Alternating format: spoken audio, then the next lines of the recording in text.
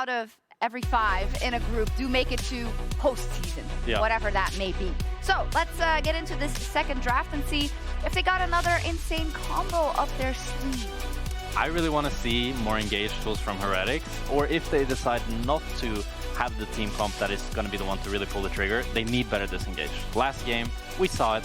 Flakked, nobody could peel for him. Nobody could set him up for success. And when Heretics look at their best, I think it's Sheo and Flakked that are really leading the team forward. Yeah, I'm curious if you can end up picking up an early Azir here as well. It depends on this last ban from SK, which then could provide some of those tools that you were just talking about, Jack, especially with Wukong gone. I feel like an Azir is a great pickup. Try and set yourself up, unless you're looking at a Taliyah Pantheon, but realistically, I think just the Azir works wonders here. Yeah, I think both Azir and Taliyah here are great pickups. Just depends kind of what direction you want to go for.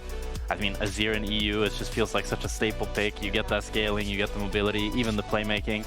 That champ really has it all when you think about it. Has it all. It's handsome to boot.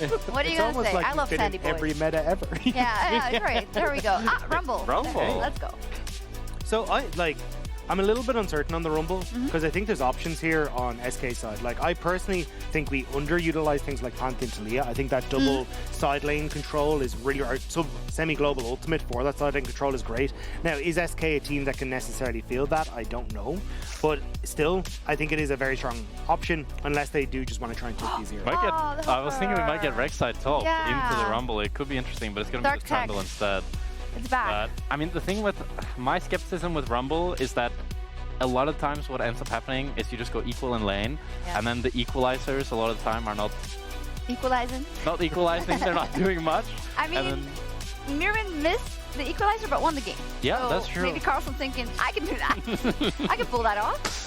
It's why though I actually like the Trundle pickup, because a lot of the junglers you'd want to set up the Rumble in this sort of situation is like a Maokai or something that's a bit more of a tank CC oriented pick. So the Trundle already alleviates a lot of that pressure, and now they've taken the Taliyah as well, denying that Taliyah Pantheon combo. So overall, I think the first few picks from SK have really set them up well and semi-snookered Heretics in what they want to move forward. Snookered!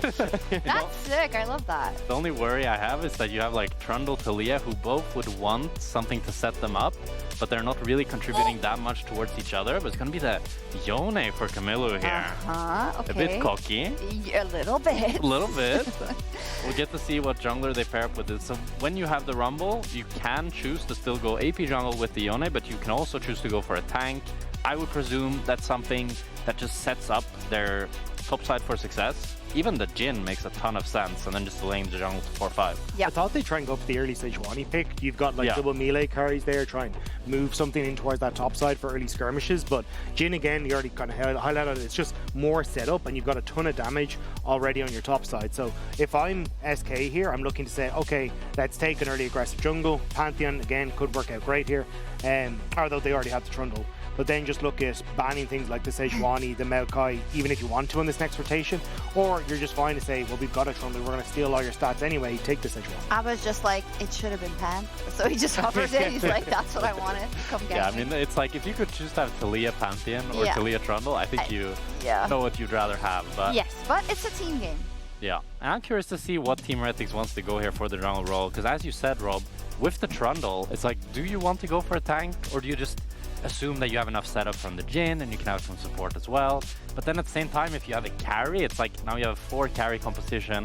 It's a little bit similar to last game. It's very vulnerable, not much disengaged.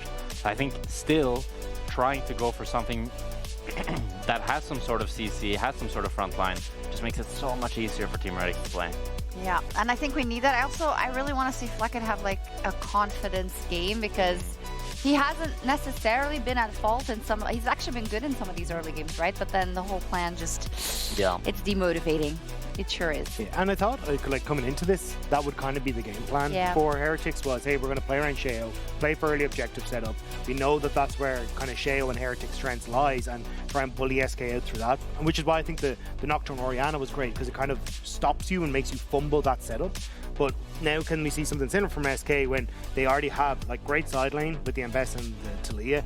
They can look to try and separate out Heretics, but there's good long range and some great engage as well with the Yone in the Rumble already. Yeah, a great Kai'Sa ban here from Team Heretics. It was the one ADC I was really looking for SK to pick on 4, as it just synergizes so well with the Ambessa engaging in. It's also a decent matchup into the Jhin. Keduii is yapping.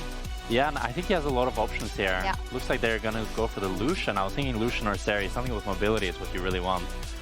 And now you can choose to go for something like the Lillia or Nami on 5, or even the Braum if they want to engage. Just with this counter pick, you have a lot of options. The only thing I'm a little nervous about with the Lucian is I personally look at Lucian as a champion that wants a lot of setup in the mid game. And sure, you've got a Trundle pillar and stuff, but it's not exactly great at letting you get that full culling off. Yeah. I think I would have preferred the Ezreal. I think Keduii plays really well on it, and then could have followed up. That's probably why. But I think something like the Zeri, maybe. Something Zeri, that has mobility and can kind of do more their own thing. I definitely agree with you. I think also Lucian, you really want to snowball early game, and SK just haven't been snowballing early game. No. So I don't think that's a good plan to have, especially when you're kind of a weaker team without having that much confidence. And a Lucian Leon is also kind of a strange combination. Yeah. Lucian Bard is even weirder. So. Oh my god, what's going on? Lucian Bard it is. Okay, tell me why. I mean, the thought process is that you get some setup from the Bard. It's a free lane into Rakan, and it's good into Jhin. You can also deny some of the engage. Doesn't sound that bad. Team Heretics. It's not a bad pick, it's just kind of a bad duo bot lane. But at the same time, Bard is like one of the best scaling supports in the game. Yeah. So he's pretty happy to play in this game. I wouldn't be too happy if I was the Lucian personally, but if I was the coach, I'd be decently happy. Decently happy. Yeah. Okay, so what do you think? Nice eyebrow tackles. They're back! So they do look amazing. Let's go! But I think Team Heretics draft looks quite a bit better. Team Heretics draft looks a lot better, right? Yeah. I fear we may be, not enough fear, I am joyous that we may be going to 3. Yeah. Yeah, let's go. Thank you very much, and shout outs to Jankos. Good hair regrowth. The energy from Jankos today has been electric. The scream across the stadium, what do we call this, the arena before, was unbeatable. It's one of those things where you forget how loud he really is. He is loud. But he was loud as a pro, and he hasn't lost that talent. No, he hasn't. He's kept it up. Now, while we are sending out shout-outs, shout-out to Jackspektra on the desk, who said that, you know, he likes the Bard, but he doesn't like the Bard. The coach likes the Bard. I don't know if he likes the Bard. Look, SK's comp, we can break it down a little bit further for you as we get into the game. Reminder, this series has big weight for the tournament. Everyone versus each other only once. And this is SK and Heretics' chance to get their first win on the board, both sitting 0 and 2. Heretics have come close, and we talked about it in the first game against Fnatic, when Fnatic were, you know, molding in Poby in week 1. There was a chance there, and a lot of people saying the Heretics should have actually 2-0'd that series, and I can agree with them there. I feel like game 1 was more of the same. Heretics had a bit of a lead, and then it got to mid-game, and it just fell apart. And you can say that about a lot of teams in our league, but like, Heretics, we saw the skill there from the early game, and then managing the swaps, and it didn't translate into these fights and these pickoffs where Flakked multiple times got ran at by Skeanz and Abbedagge. It was such a difficult game for Flakked. I think we can both agree with that. And for me, like, I was a Bard doubter, I would say. When? At the beginning of the year, I would say. I was just not that confident on the champion. I wasn't as convinced as to what it necessarily brought to a comp. Yep. But I think MSI specifically really opened my eyes to the potential of this champion. Okay. And already before that, I think we were already seeing like great examples of how well it can be played. Yeah. But in particular, how he's used as both a disengage and an engage. Because his ultimate, I think pros around the world are just gotten very good at utilizing that ultimate to punish poor mobility. Yeah. Once the flash is gone, especially a champion that just loves to roam around the map, I think it's such a powerful tool, and I think we've seen so many great examples of that. And you think about Rumble, you think about Jhin in particular. Yep. These champs, if they don't have flash, if that Jhin tries to ulti, no you don't, Bard ultimate. Sure. Right, and I think that there's a bunch of different use cases, whether it be defensively. Maybe it's to buy time because, oh, my player's caught. I'm going to use this on them to then buy time for the team to come and potentially help. Or maybe it's to set up for a play to then create a pick opportunity on someone on a side lane. I think Bard as a champion is just super flexible, and I definitely agree with Jack that straight up in the 2 versus 2, it's not the most useful champion. Like, bear in mind, you've got, well, yeah, like you. At level 2, you've got 2 skills, and then at level 3, you've still only got 2 skills because your magical journey doesn't do anything to the lane. So you don't really offer a huge amount of power, and it makes it very easy for a lot of champions like Jhin to just walk up, hit you, and it can be difficult to contest the wave. And I mean, you do, look, it's 1.5 skills though, no, isn't it? Because you got a cup of tea that brews and takes 10 seconds. Yeah, you have the heal, which then takes a while. Like, it can be an instant short-term heal. It can be, but it's not, you know, when it is long-term, the heal is like, what is it, double, triple to something more significant? But it's just in contrast to Rakan. Rakan can provide you both a shield, a knock-up, and he can also provide you with a heal, thanks to his Clean and Quell, right? So, in lane, Bard doesn't offer a huge amount, but in the Rakan lane, at least, it's a little bit harder to punish compared to what other lanes that you could potentially play into. Speaking of those level 3s, they have come through. Keduii getting some nice trades down in the bot lane matchup. True. Wave still going the way of Heretics for the time being, though, but look at junglers. Skeanz made his way bot. It's not bad timing. Pillar's going to be out, but again, just a grand entrance away. Stend gets out. Skeanz going to get bot side Scuttle Crab, while top seems to be the mark here for Sheo, where he'll just walk his way up after getting his red buff, using his movement speed passively, and Skeanz a little bit ahead of the charge right now as he spotted. No, he's not. That's their own ward. Kamiloo, though, senses something and walks up to where Sheo is pathing to be safe. Both junglers effectively just doing a full clear, with Skeanz getting that slight tempo advantage, going to be able to get back out onto the map that bit quicker. Sheo already making his way back towards the Raptor camp, though. Sticking to a plan that we often see from junglers, which is when you start on the Raptors, go towards the Krugs. Those camps just then respawn that much faster, and even though Skeanz got the early back, has spent some gold, in terms of clear speed, Sheo is now going to be much further ahead. And this is how champions like Lillia can really get out of control in these matchups. When you have that fast clearing jungler, your ability to just power farm through the lane.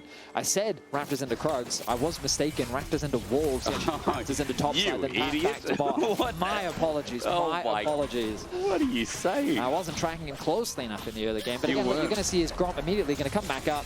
And he's basically just done 2 full clears, more or less. He's still missing a camp, of course. Whereas Trundle has just finished clearing his Krugs. Where it's kind of dopamine, like as Lillia, no? Like, you know, you get that movement speed, you feel so fast, and you see the Dream Dust doing its work, passively ticking down. You just don't want to stop. I used to duo queue a lot with Ender. Shout out my boy. Okay, nice. And he and I loved playing Nocturne Karthus. And his Karthus, that's exactly what he did. Just power farm, power farm, power farm. I mean, okay. We used to play a game as to like how much more CS could he be up on the enemy jungler, and he was pretty good at it. 100 at like 15 Yeah, minutes? about that, yeah. That sounds about right. Abbedagge in the move, by the way, just quickly. Flakked moving into position himself. He tags out Abbedagge, and a bit of a yawn as Abbedagge walks away. He's got his move speed, so he'll just walk back to mid as Kamiloo gets pushed in. And Kamiloo also level 6, as Loopy's going to magical journey and get him back a little bit faster, and he'll take it. Ender carried you. We've got a... Okay. Factually correct. Really? Yeah, he was really good. He admitted it. But keeping my eyes on Sheo here, hovering around the bot side of the map, ready to pounce at prance, I should say, at a moment's notice. Yep. Nice sidestep there from Keduii, avoiding the knock-up. Just a bit of testing the waters from both sides. Looking to see if they can or cannot find something. Skeanz on the bottom side of the map. Managed to catch up in terms of clear. We're getting a quiet start here in Game 2. In Game 1, we saw what was a questionable swap. This time around, though, not going to be happening. Loopy, when are we going to see him unleashed on the map? Well, not now. Cosmic Binding doesn't connect. Skeanz going to get engaged on. He flashes away. Lilting Lullaby not available either, by the way, but now that the dust is out, watch here with Stend getting over the wall. Seismic Shove does connect onto Sheo instead. Magical Journey. Cosmic Binding, rather. He's nice, but Kamiloo cleans it up. Flashes over the wall onto Keduii. One more auto. Keduii will survive. Kamiloo, though, he's brought this fight back over to Team Heretics, and Flakked now on the chase. Another Cosmic Binding from Loopy. Really makes himself known in this second game, a 1-for-1 to kick open our game. Both AD carries get the kills as well. So the gold going to where both teams want it to go. But it's Flakked who gets to push out this extra wave in the bottom lane. He has that slight gold advantage thanks to the CS lead that he's been able to build up for himself. And the grubs are spawning in about 35 seconds. I expect to see the swaps come through soon. We turn back towards this fight. Skeanz forced to flash very early on. But with the Taliyah coming down, they realize there's an opportunity for a fight. So the ultimate comes through. Early flash from Stend. And then the knockback from Sheo was not what he was expecting. Quickly bursted down, but a nice response from Kamiloo. Connecting his ultimate onto 2. He almost gets a second kill. But as you rightly identified, a single auto attack would have been enough. That was a close call to being a Team Heretics win. With Camiloo's recovery, with his fix up of that fight, there is a kill onto Flakked now. They move towards mid, and remember, grubs are up in a couple of seconds, so top side's going to be the focus here, but the difference is in this upcoming fight, we do have a subjugate, we do have a Sleepy Lullaby available for Sheo as well, so there are new ults entering the equation. Curtain Call has just come up as well, as Keduii also has the culling, but for now, it's just Sheo's territory, as Dragon for grubs is going to be a complete trade by SK. Looks like they're okay with that trade as well. Abbedagge, he's getting ganked here. Stend has the quickness, set up seismic shot, buys him some time, but there's the charm finally. Loopy has got a magical journey in, but not out. Abbedagge, lucky to be alive. Kamiloo hits him a little bit, and his ulti's almost up. That fate sealed in 10 seconds. Kamiloo has another chance. Bowling ball. There is that exchange, and there is the Lillia ball rolling on by. What is that? It's a swirl seed, but what, like, is it just a seed? It's a swirl seed. It's a plant? It's a seed that is defined by its swirl-like shapes. Like, if I put that in dirt, would that grow a plant? What would that do? I imagine so, yes. Yeah, a but seed what is often bears fruit. The tree is a swirl? Like the cinnamon swirls you get like a bag? Hang on a minute. No, you're taking the name of it too literally. Well, then what is it? You know, because there are these rhinoceros birds that do not grow up to be rhinoceroses, but they do emulate the horn of a rhinoceros. Is this in League or real life? No, they're real-life birds. Rhinoceros birds. It's called a rhinoceros bird. They have horns? They have a bird-like... No, they have a horn-like beak. I've got to Google this. Hang on. Okay, I mean, I think that's unnecessary. My point is that the seed itself doesn't have to make swirls. It can just be, you know, it's called that based on its pattern. Oh, I get it. Yeah, it does kind of, I mean, it doesn't really look like a rhino, but it has a horn. Yes, exactly. I get it. And that's a miss from Kamiloo. He just gets shoved away. Whoa, whoa, whoa, hang on. I didn't realize we were cosplaying Kazel in this game. My Yone. Yeah, gotta get in, you know, gotta get it in every now and then. We do have to insult some co-streamers every day. Every That's now part and of then, our contract. yeah, it is part, yeah. We've already dissed on Jankos. We've dissed. Actually, Jankos has copped it a bit today. That guy not only has had mention after mention, he's been bagged out for his eyebrows by someone in our audience.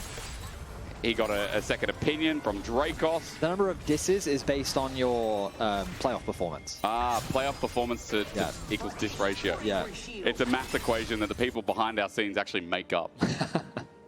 We're going to lay something on Dom later on as well. we just cooked that one up. Yamato would come for you next, man.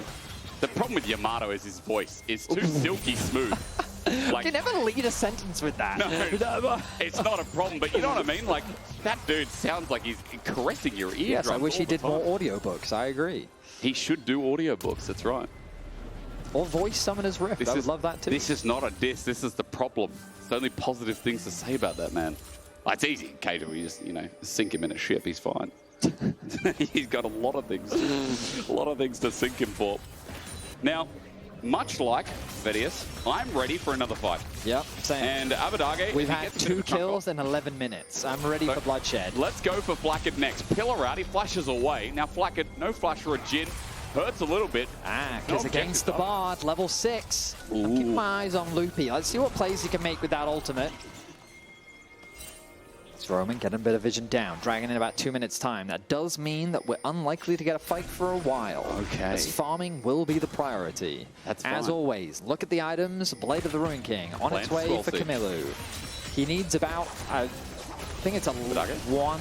Ooh, not gonna die though, that's the thing. Over some stones. So what, did you just tell us what the swirl seed is? Like, oh my goodness, you need to let the swirl seed drop. I just need to know. I need to know what it's a fictional seed. Yeah, but it's described based on its patterns. It's got swirls on it. Yeah, but what does it plant? It's like I don't know. I don't read Lillia lore. I'm sorry. It might not be in the lore. It might be hidden. Like, you know, like... But why do you think that I would know that? Like Nico and Hecarim being her mother and father. Like, that's a hidden lore. I think you made that up. I don't think I did. You're just making stuff up now. I'm not the first one to say something like that. I will not be the last. Do you and the Shyvana feet guy, are you in connections with one another? No. I've heard about that, but no, I am... I am much holier. Questionable. Questionable. I'm a saint. How dare you? All right. Now, when early games are this slow, don't worry. We've got you covered. We make graphics before the day. Well, actually, no. This one got made today. What graphic have you got prepared for? Skeanz! He had a great game one. That guy was good in game one. Certainly was. We just had to pop him off. 92.9% KP. He was involved in pretty much all the action that happened in game one. Dude was the action. He was farming incredibly well, and I mean, the KDA speaks for itself. Yeah. He was a massive reason as to why SK currently lead this series. And he's going to be important again on the Trundle. A champion that can basically, I don't know what the right words are, but win? Remove a front line. You know, like the fact that you can steal away all those resistances. True. It was why I remember, do you remember the Trundle Poppy permanent matchup that we always used to watch? Yeah, in like season 2017? I don't. I mean, it's happened a few metas, yeah, right? It's true. But the idea is that when the Poppy comes in, tries to disengage, just nom, steal away all the stats, and then Poppy becomes paper. I don't think that's the noise that Trundle does. Trundle steals like he ciphers. Nom is the Cho'Gath. No. He's literally just like, nom. No, he's not. Yeah, no, he is. No, he just yells, doesn't he? He just screams. The Troll King has a sensitive side too. You think when Riot made it, because the Champion's out, it came out 2009 when the game came out, right? How do you know that? No, but when did he come out? When did Trundle come out? Again, you keep asking me these questions. You're How could I know that? You've been in the game for so long, We're the Vedius. same age. People associate you with like Abraham Lincoln, man. Like you are ancient. Okay, the dragon is about to happen. Let's lock in. Also TP ancient. comes through from Abbedagge. Now what? It's going to reset a little bit. Started. Sheo is sending out a ball again onto Keduii. Could be a one-man lilting lullaby. Not going to be popped yet. The charm comes out. The cleanse immediately. Keduii gets turned golden by a tempered fate. Did Sheo just steal it? I think he did. Kamiloo flushes out of the way of a seismic shove. Gets a two-man knock-up. And on the Yone, he whiffs. Sends it between the goalposts, but does enough damage. Kamiloo takes down Abbedagge, and Sheo just walked in and yoinked the dragon. Felt like a one-sided fight from start to finish. SK could never really get good positioning because Keduii was eliminated from the fight right off the get-go. Loopy's ultimate did keep him alive, but that Rumble ultimate already brought him down to about 50% HP. He was slowed down. Trundle was forced away from the objective. We'll see it again here, and how SK look like they have control over the river, but then that early poke comes down onto Keduii. The ultimate then comes through from both the Rumble and the Rakan. He's then forced to go golden, and look at how split up they are. Easy steal comes through from Sheo. The dive then onto the backline. While it doesn't connect, they still get the kill that they're looking for, and Heretics find themselves everything that they could want. Loopy did flash out of the way, quickly missed that one as Kamiloo is still getting a lot. I think it's Yone this game. Has actually been pretty clean. And there's been a lot of close calls with Team Heretics coming out ahead. We're contesting now over the Herald, and we've gone from 0 to 100 quite quickly in this game. The fights are only just beginning as Herald's going to reset. And note that that might be beneficial for Team Heretics because those ultis not up and available on Kamiloo, on Flakked, on Stend to help push this long-range fight along. DnDn running into a rumble, not always ideal. Does have that early magic resistance, but it is Heretics that have solid control here. We think back to last game, it was Heretics that got an early game advantage, and we were concerned for how SK would approach their mid game, but then in the mid game, they found some fantastic fights. The problem is their composition this time around is not that straightforward to execute. Yep. When you think about how they actually engage these fights, you are quite reliant on finding a pick with the Bard possibly, maybe even finding a pick with Ambessa, but there's no inherent synergy, I would say, across the board. I agree with that. They mentioned it in the draft discussion, but Taliyah versus Pantheon, clear synergy. Pantheon stuns a target, you then get the knockback, you can potentially one-shot someone. Trundle will displace them with the pillar, making it slightly easier to land. But here we go, now they're going to look for a scrap. And you're going to find DnDn landing his ulti straight away. His public execution enables Carlsen to be mitigated. There's a kill, there's Skeanz coming in useful with his ulti burned as well. Bot turret now exposed. A nice skirmishing duo do find a nice pick on the bot side, but Sheo is in the area. Oh, it's a two-man onto DnDn as well. That wave's going to be cleared immediately, but he doesn't even need it. Sheo, because he got the second one as well. Skeanz in trouble. Meanwhile, Abbedagge is getting 1v1 by Kamiloo. What a day for this mid laner. And so SK find a pick on the bot side, but Heretics respond with two of their own. Sheo picks up the easiest kill of his life on the bot side of the map, whereas Kamiloo solo kills Abbedagge in top lane. A 2.2k gold lead in their favor now as Heretics gaining more and more advantages. Again, we question what they can do with it, but 2k gold lead now, and a Yone that's 2-0 with Blade of the Wrong King, and a pickaxe just bought. Kamiloo POV. So we look back at this, throws out an early ultimate, sidesteps the knockback. Does take a tower shot, but he knows that with his damage, he's able to get the solo. Well played by him, and So OP now. he is indeed so OP. Blade of the Ruin King will do that. True.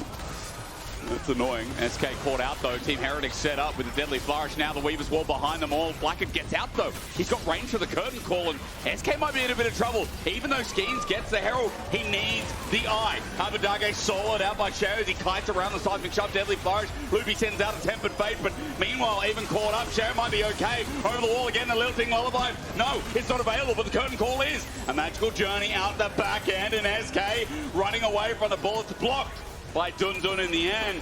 They escape, they get the Herald. It looks scattered, but SK come away with a win. SK sneak the objective away. I mean, a bit of revenge for Skeanz after losing that dragon on the bot side.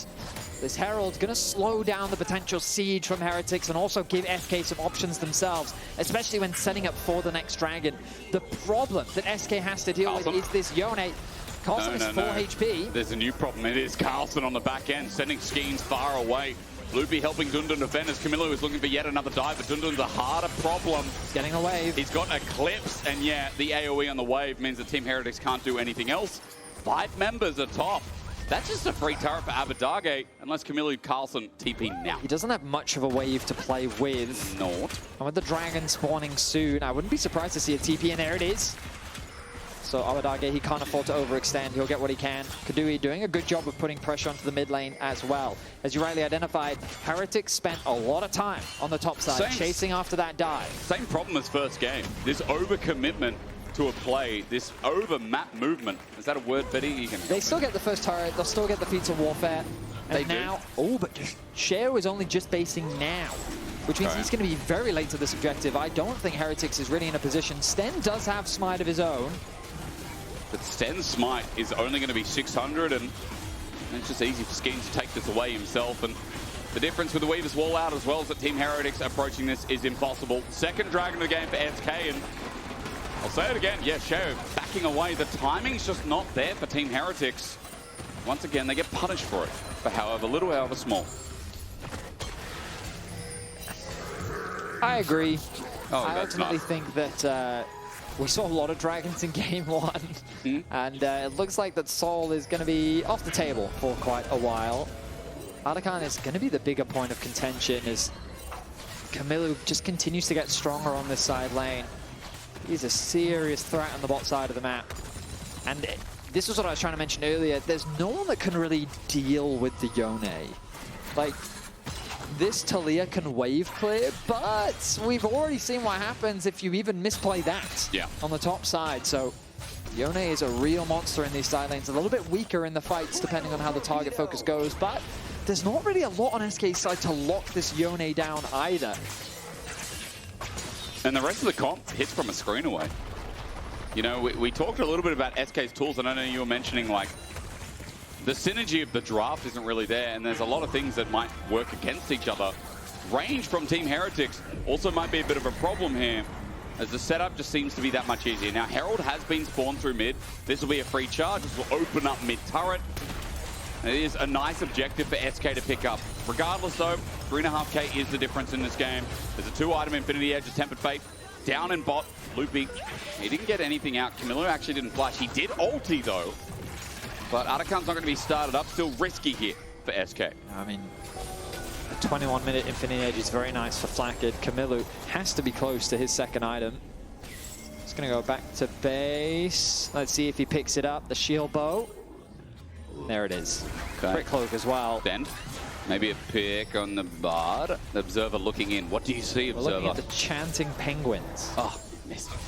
They're not penguins, worshipping are they? their bard god. Are they? Aren't they? But they're not penguins. They're like little meeps, aren't they? They're the meeps. What did you just say? They're the meeps. Oh, I mean, yeah, but they're represented as penguins on this. Yeah, yeah. Well, I mean, Like, look, he's got little penguins. penguins following him. True. They're all running behind him, being like, "Blood for the bard god." Is that what they say? Yeah.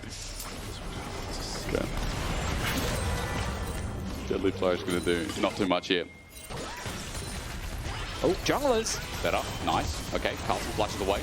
Down with the ulti. They've bought a lot of time. Sheo going to bring in Lilting Lullaby. It's only for one, but they kill Carlsen before he goes to bed. Skeanz thinks he's in trouble, but he's willing to turn this on a DnDn. There's good damage, and Sheo does have his Rift Maker fully active and available. He's healing huge, but he's flashed. Johnston, now the flash responds. Sheo sending out the ball, and again, another nap time. Sheo is putting one to bed, and with everyone sending in their best effort, it's Abbedagge and Keduii now next on the chopping block. Stend on the turret, a shutdown. Messi, Abbedagge taking up the turret. Keduii, that's ramped up. I think Sheo can kill him as well. Keduii's like, oh my god, I have flash, but he's not going anywhere near that. And Sheo is putting on a clinic again. I need the replay to help me understand why the TP came in so late. Like, if they were going to commit to respond to that, I feel like they needed to respond sooner. Like, SK tried to force a pick. They weren't prepared for Sheo to be there. I need to look at the minimap. Taliyah currently doing the Grom. Okay, no TP just yet, but I feel like right now they could already be considering the TP. Maybe they're worried about the Yone interrupting. Maybe they're in a bit of a skirmish of their own. Meanwhile, in the fight in and of itself, good damage comes down onto Rumble, but the arrival of Stend completely changes the dynamic. And only now does the Taliyah find the space to actually reset, create enough distance away from the Yone with which the TP then comes in. So I guess just more action was happening on the bot side of the map. But then Sheo so fast sidesteps everything. Abbedagge stuck underneath the tower. And Keduii realizes, nah, no, if I chase this, I am dead as well. Yeah. Seeker's armor got picked up after the fight. Sheo put on a bit of a masterclass, but that was messy, that was chaotic. 11 kills and 4.5k gold lead. Team Heretics in the second game are holding the reins in this mid game, and Baron's up in 45. Dragon, number 3 for SK. That could be theirs in 30 seconds, but we're looking at items for good reason. Nah, look at the levels, man. Like, I'm looking at levels about halfway for to good reason. 16. Loopy might be called out. Look at the damage! Yep. Quickness. Oh man, out with a magical journey. There's no Lilting Lullaby. Sheo can't get it off. There's double redemption. Knife. They're getting a little bit silly. As Carlsen's going to get a Mega Blast going on top of his face. He's going to burn down Skeanz, but there's a pillar in the way. Public execution again from DnDn. It's nice. And he'll pick up his 3rd kill of the game. Meanwhile, Kamiloo sending it in. The Fate Seal to shove away. Abbedagge in trouble, but this time he's safeguarded, buying time. Both side lanes are pushing on the pressure. But SK is going faster as the Weaver's Wall sent towards mid to get the wave, while top turret will not fall due to the small minion wave. So SK's game plan seems to be trying to just attack top. Trundle and Ambessa are a strong skirmish duo, and so they're just throwing everything they can at Carlsen to look for a cross map. They realize that they're unlikely to win out on the 5 versus 5, so they're just trying to attack anywhere that the Yone isn't. This does mean that Kamiloo just gets free reign over the bot lane. Level 16 on this Yone. He is 3 levels up on Abbedagge. And, I mean, at the very least, SK's getting something back out onto the map, but I'm not sure I would call it control. I'm not sure what I would call it, but overall, I like where we're at. We're setting ourselves up for a Baron at 25 minutes now that the odds are kind of even. Team Heretics, yes, with a gold lead, but the odds are not even. Okay, they're not even close to even. No, but the thing is, Betty, the thing is, their pick is huge. Like, SK has been showing us, as you said, they've been overwhelming sides and getting the pick off. If they do that in front of Baron, you know, maybe I still think that they wouldn't be favored. Okay, the odds are not even, ladies and gentlemen. They're not, and especially not now. Abbedagge walks into Sheo, a seismic shove that saves his life again, but this dream-laden burn needs to be stopped. Equalizer down, it's not fair. The Veil is taking its target. SK's got to go Baron right now. I feel they've just spotted the jungler on the bottom side of the map, but it's Lillia. And so they're worried about how quickly Sheo can get back up towards the Baron, and they don't believe that they can kill it fast enough. So an easy pick comes happen on the bot side of the map. And Sheo is just so strong on the Lillia right now. Man, this Scottish deer is insane. Like, 2.5k, sorry, 2 and a bit items rather. I'm not that far ahead, but 1,200 is the lead, right? I'm watching him back now. What is he going to get? He's got a needlessly large rod. He's going to upgrade his boots as well. Yeah. So Sheo is almost level 16. And you can see gold on the left side of your screen. I'm surprised that DnDn and Keduii are actually up, but Skeanz is a different DnDn and Skeanz have been perma-killing Carlsen, okay? Hello, Loopy on the trail, and he's just ordered down to death. But like, what are we doing? What like, are we doing? What are we doing? Like, he has no push anywhere, right? Like, I get the idea is he wants to cover for his bot side, but he needs his bot to... Like, he should cover, work with bot to then get the vision. Like, you can't just face check. Because Carlsen does this all the time. He just perma groups through mid. And now it's set up towards the Baron. So this time it's worked out. Loopy going down. He has 15 seconds. No TP to join the fight. And Sheo shreds this down so damn quick. The power of Lillia and the power of Team Heretics in the second game cannot be understated. There's the Baron. Let's move to 5.5k as SK. Don't mind the response here, Vedi, but it is still going to be the Baron that feels worthwhile. SK doing what they can to cross map, as they kind of have done in this game. But I'm looking for a win condition, and I'm struggling to find it because Heretics, they're constantly finding better picks on the map. They're converting it into more objectives, and now with the Baron, they can start that siege onto these tier 2 towers. I think the only reliable wave clear that SK has is through Abbedagge. But you mentioned it earlier, the siege, like the easiest way for Heretics to siege, Rumble ultimate, Jhin ultimate. A tower will not survive. True. And if anything misses, well, we just send Kamiloo in. But it doesn't, it's about the message, right? Ah, yes. Oi, dun-dun. Public execution now down. And that means that Team Heretics can just siege this up. So one ability to engage, a big one at that.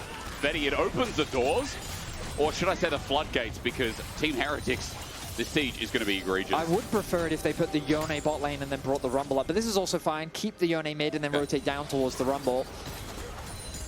Maybe stop DnDn from moving anyway. Deadly Flux is really good here because the quickness is well set up. Lock up and Curtain Call flies in. DnDn, he hasn't been ultied yet by the Lillia, even though the burn gets close to enough redemption. Is that a snipe? Yes, it is! Stend kills DnDn from afar. Predator missile came in, destroyed, and now with Loopy setting up the ulti Abbedagge, he's out of the thick of it. He was in Donnies in the meantime. He has to flash away. Team Heretics now sieging in, and I must say, done very classily to try and end this second game. But you see what we were talking about. It's so easy for this composition to siege, and SK just don't have the wave clear. One inhibitor is going to fall. A second is right behind it. Sub 30 minutes, Heretics will break open the base. Like it. Let's be careful, something shot now down. He can walk it out and good sidestep. Double inhibitor, Vedi. Not just the base, it's in tatters here at 8.5. Very nicely done from Heretics, using the Baron exactly like they're supposed to. And Kamiloo, he just added insult to injury because in the mid lane, he was also diving 2 versus 1. True. And it wasn't even about getting kills, it was just about getting enough damage down to threaten SK so that when the rotation from bot came over to mid, there was no way for SK to be able to defend. So now with only that bot top tower left standing, I'm surprised on the exit that they're not focusing getting this dragon. Kamiloo may have overextended here. Let's see, it's a bait because Stend is nearby, and remember there's a curtain call from Flakked coming in as well. Quickness, ulti does whiff, but it doesn't matter. Abbedagge is in the thick of it. Stend's going to take a magical journey, and into Loopy with Carlsen there sitting on the side. Whatever Bart tastes like, I'm sure it's no surprise. Team Heretics take 2, and now the base is up. Oh, and now it's Skeanz who's in a lot of danger because behind the turret is Carlsen and Stend. They're looking for another pick. It's going to be an easy setup, and again, upside of the map seems to be it. DnDn's going to teleport in, culling out through as well. Team Heretics, that is theirs. There's a quick drowsy behavior. Sheo is just going to burn down. 5 members running into DnDn. It's not the best, but it's enough. That's all that matters from Team Heretics in this game too. Heretics going to continue the siege after SK desperately tried to find something in the top river. Back is going to come through from Kamiloo. He has the TP available. He's going to send it to mid lane. Looking Lullaby not available. The swell seed hits and Sheo. A volcanic Rakan is also picked up by Kamiloo. Okay. It looks like we're going to game 3. Well, they're going to back away. We're going to back away. You can never be too safe. You know, Team Heretics have won. That is factually, you definitely can be, and I've seen it many times 13.7k gold lead. They won. Do you remember last split was at Vitality? And they won. They came back from a 13.7k gold deficit. Yeah. So that hits deep, you know. Perhaps they were being too safe. No, the enemy team was not safe enough. And Vitality, never going to let that one down. We'll watch a replay here because Kamiloo, even with a whip, just wins out. So Kamiloo with a nice sidestep, doesn't connect the ultimate, goes through the goal post, but it doesn't matter because Yone is a champion. Now the follow-up comes through from Carlsen and Stend. They're able to get another kill. Stend racking up those kills now, 3-1 and 6.